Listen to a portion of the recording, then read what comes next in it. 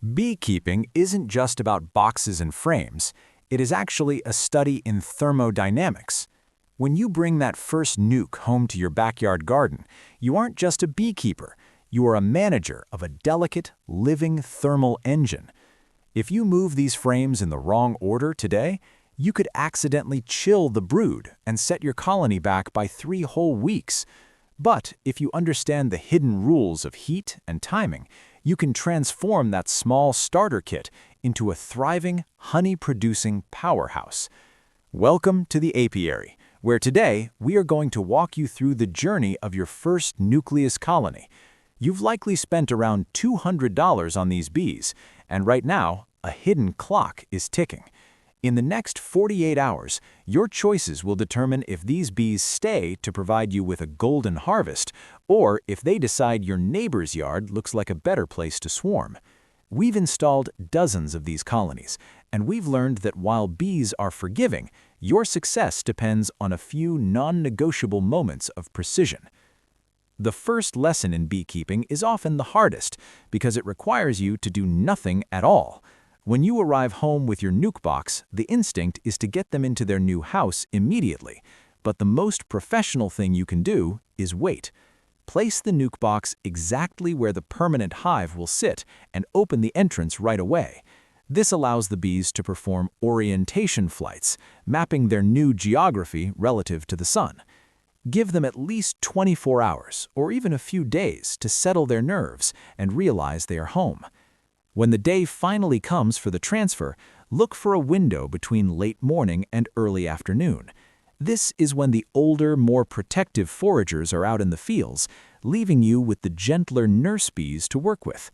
As you prepare your full-sized hive, remember the N+1 rule.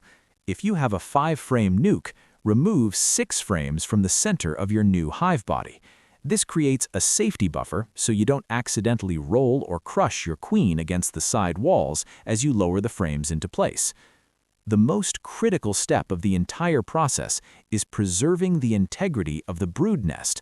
You must move each frame one by one, keeping them in their exact original sequence and orientation.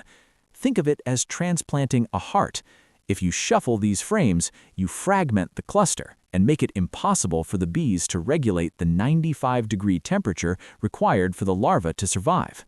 Once the frames are snug in the center, fill the remaining space with your empty frames, and give the nuke box a firm tap over the hive to ensure every last bee is safely inside. Now that they are moved, your job shifts to fueling the growth engine.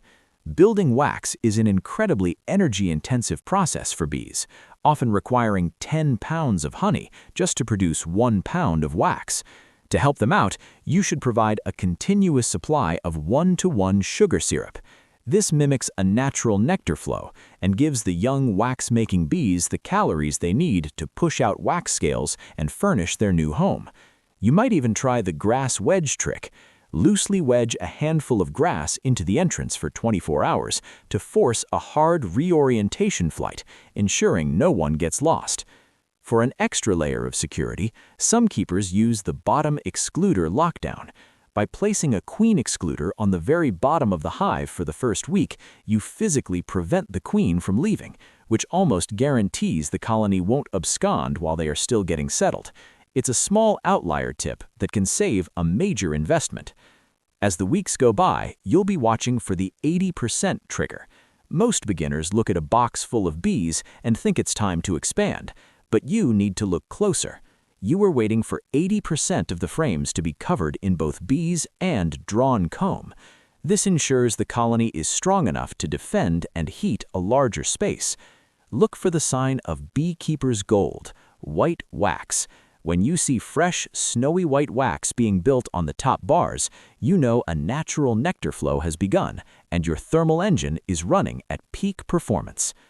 In the end, successful beekeeping isn't about being a dictator over an insect colony, it's about being a heat manager. Every time you choose to wait, every time you keep the brood frames in order, and every time you reduce an entrance to prevent robbing, you are protecting the warmth and the future of your hive.